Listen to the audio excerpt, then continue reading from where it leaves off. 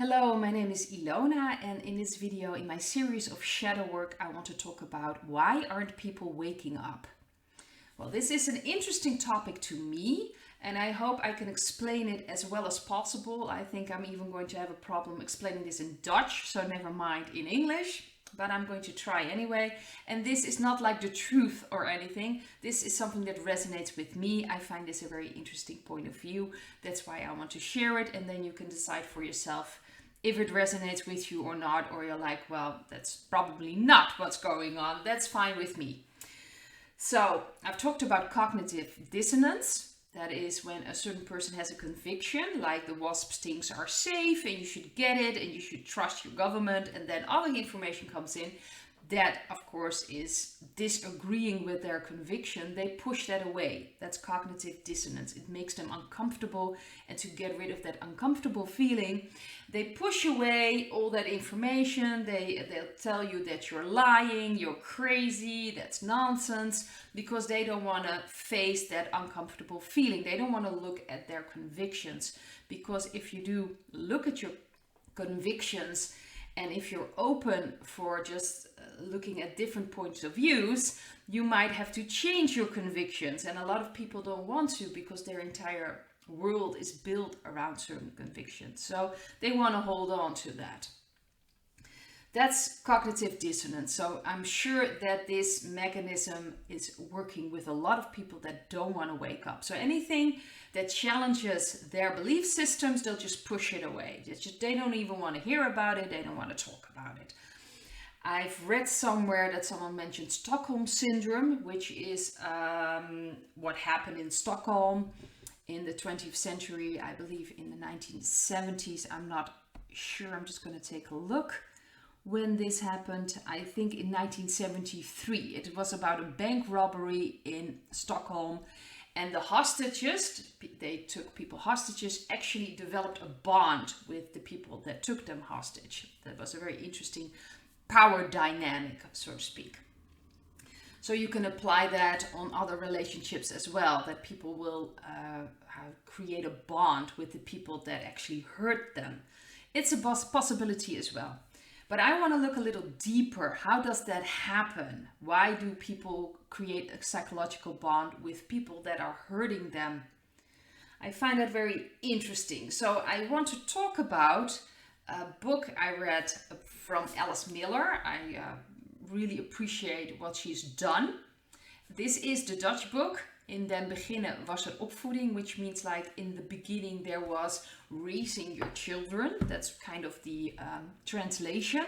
But I couldn't find the English title. I've been looking for it, but I just couldn't find it. So maybe someone has the book or knows the English title, they can write it down in the reactions under this video. I just couldn't find it. But I found this book very interesting because she's talking about a certain man who was leading Germany from 1933 till 1945. From that period of time, and of course things happened. A lot of things have happened in that time, especially between 1940 and 1945, and he was of course responsible for that, started it. I'm going to call him Mr. H because I have a feeling that I cannot mention his name, but I'm sure people will now know who I'm talking about. So this was the leader of Germany in the time period from 1933 till 1945.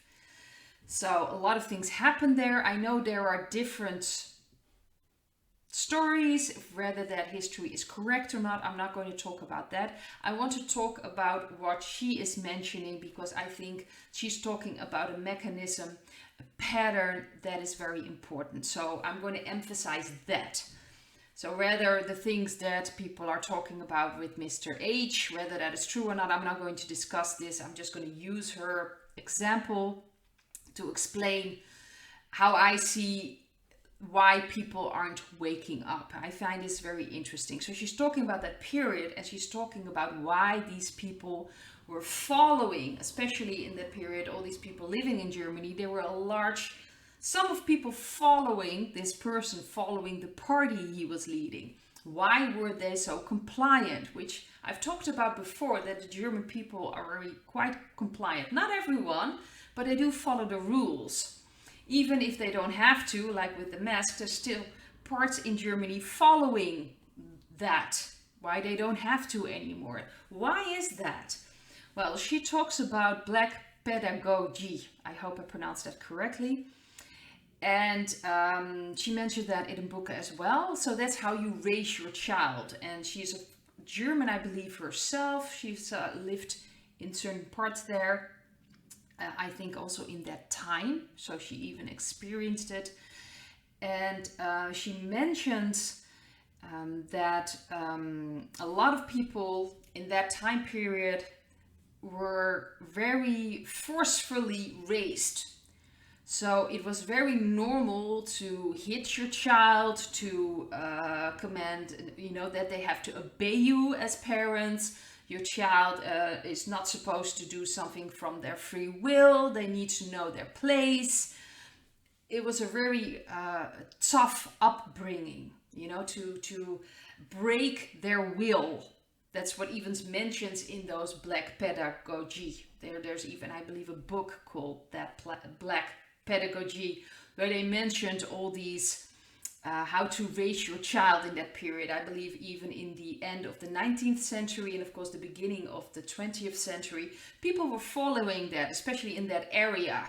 Like you have to make sure your child knows exactly where it stands. It's not supposed to say anything. It's not supposed to do anything. It's just supposed to follow the rules in a very tough, rough way. And emotional connection is not important. The child just has to do what you want it to do. And you have to start very young. So a lot of things they don't even remember. And she's talking about Mr. H being raised very, very tough.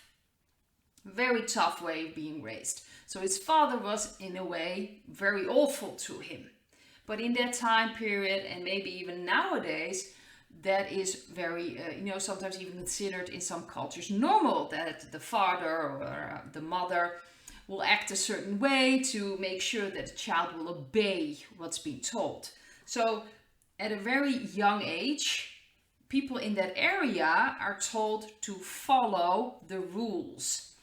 And I've talked about this in Shadowworks, that what the child experiences at such a young age, it doesn't understand.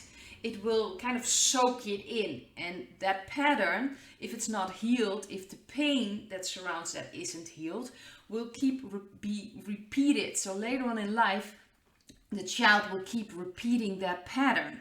So the child, and of course it depends on how the child will respond to it. So they can take in all that pain and hurt, and of course, especially when you have to obey, there is no time for emotions. There is no time to cry or be angry. You just have to keep it in yourself. The child has to keep all these emotions closed off. It's very traumatic when you're being hit by parents, because those are the people that's supposed to love you. And anything physical, that's not love. In essence, that isn't love. That is very hurtful.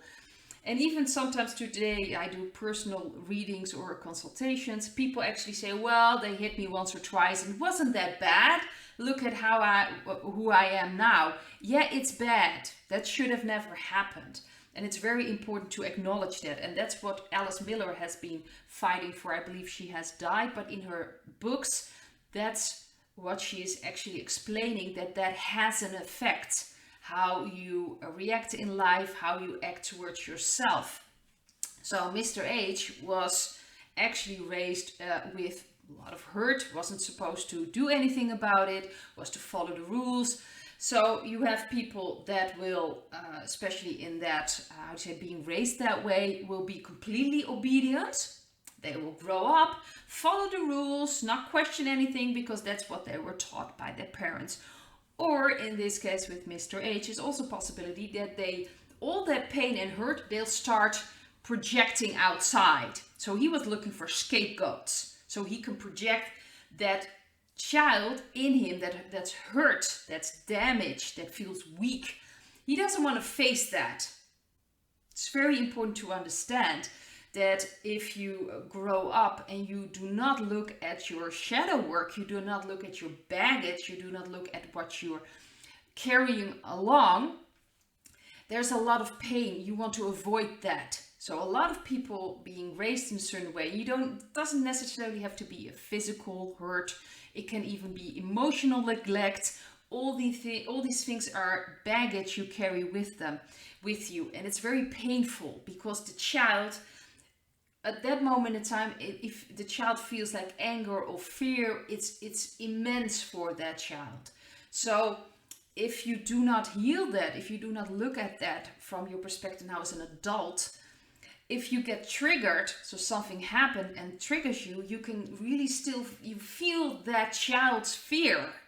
And it's immense, so you can really start to panic. You can maybe get very, very angry, maybe get very irrational. Even when you look back later on, you're like, why did I act that way? Well, then you how do you say that? You get in touch with that child in you, with that damaged child. Well, Mr. H did not want to face his damaged child, so he projected it outside. All his rage, his anger towards his father and towards his mother, most likely. She was very weak, if I'm not mistaken, and just kept to herself. But she didn't take care of him. She didn't stand up against his father. So he had this enormous rage against his father, but he couldn't face that. He couldn't face that fear, pain, and he didn't want to face, how do you say that? Look at his father any differently than that this was a loving man, a respectful man. So he didn't want to destroy that illusion. A lot of people want to see their parents as these perfect, loving, oh well, they didn't mean it that way, they did what they could, and it's all true, they did what they could, but it doesn't negate the fact that your child in you was hurt and you still carry around that pain. That's why I always recommend to do shadow works with your parents, but energetically. It's not about blaming anyone because they were raised in a certain way as well, just like the father of Mr. H was raised in that same way. So Mr. H throws it all on other people. That's how he acts with that, and that's why he was capable of doing these cruel things, but completely disconnected, because he couldn't see that he actually was fighting his own weak child. He was really kept punishing that weak child. So instead of what his father was punishing him in the youth, he was now projecting that pattern by punishing other people. He was actually taking over the role of his father. And I understand that that's maybe a little bit far-fetched for certain people, but we are experiencing patterns all the time. Just look at your own life. You see that you,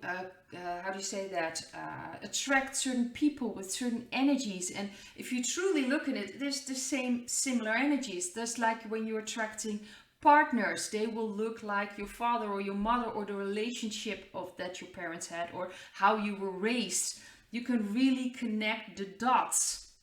And in this case, I find that interesting because now I want to look at, of course, the people not waking up. She also mentioned, just a side note, which is I find interesting and has to do, of course, with people not waking up, that because the people around him in that area and were also kind of raised in the same way, very tough. Like I said, certain people project that anger outside, and other people will just follow the rules. So that's why when they saw Mr. H, a lot of people kind of put all what they were used to with their parents, placed it onto him. Like he was now their father. So that's why he couldn't do anything wrong, because they couldn't face their own parents. It was like not done. So that's that kind of cognitive dissonance, I guess. Not dealing with that pain in yourself, with the pain from your child. So they were in complete adoration towards Mr. H, and he just couldn't do anything wrong. And then everything was like, well, he cares for us, he keeps us safe, it's like a father figure. So they placed all these things onto him so they could keep that image of their own father, their own mother intact. So I hope I'm explaining this correctly, because that's very important that you understand at least how I see it. See if it resonates with you. That's always the case. that the relationship we have with our parents, how we grow up, is how we create later relationship if we are not aware of those patterns. So especially in dysfunctional families, and let's face it, I mentioned this in that era, in that time, in Germany, a lot of people were raised in a very tough way, which is very dysfunctional. So you had a lot of dysfunctional people that didn't deal with things in themselves, and in that time, let's face it, there wasn't a lot of time. People were continuously working, a lot of physical work. Things need to be done, and of course later on, from 1940 till 1945, there was a war going on. So people had completely different things to do, but they weren't looking at themselves. They weren't looking at the damaged child. So I just want to kind of wrap it up. People now who do not want to wake up, in essence, they're probably raised in a certain way to follow orders, or in a certain family where you just follow the family, you just follow your mother, you just follow your father, and they don't question that. They can sometimes be, a bit rebellious, but ultimately you have in certain southern countries as well that may look like, yeah, well, I don't agree with my family this, but they do follow the family in the end. And especially also in Asian countries, a lot of are surrounded by family. The most important thing is family. You do not want to disgrace your family. You do not want to put shame on your family. So you follow what your parents tell you, what your grandparents tell you. And that's the mechanism that you don't question, in essence, authority. You just follow it. So now I want to look at these people that do not want to wake up. Most likely they're being raised in a certain way. Doesn't mean that they have had a tough way of raising, but maybe emotional neglect, or maybe there wasn't a place for them as a child to really trust their own instincts, trust their own intuition. So there are a lot of ways of raising your child, but a lot of people were raised in a dysfunctional family. So there wasn't a lot of care about the emotions. They weren't that important. There could be manipulation going on, a lot of things going on. So they were raised in a certain way. They want to keep this image that their father and their mother truly loved them. They did everything they could. We have to keep that, intact. So they will not look at their pain inside from this wounded child, or the trauma from the wounded child. They neglect that. And they will create situation. They just follow along. They want to keep this intact, and they've kind of projected this father-mother figure on the governments around them. So they follow the government. You don't question your parents, you don't question the government. They were correct, so they have to be correct as well. Because if you start distrusting the government, in essence, you're saying, hey, wait a second, I don't believe this, but if I don't believe this, something wrong with what I'm being told. Is my life completely correct? Is it what happened with my parents correct as well? I understand this is a bit of maybe a leap, but people will look from a certain way to certain situations.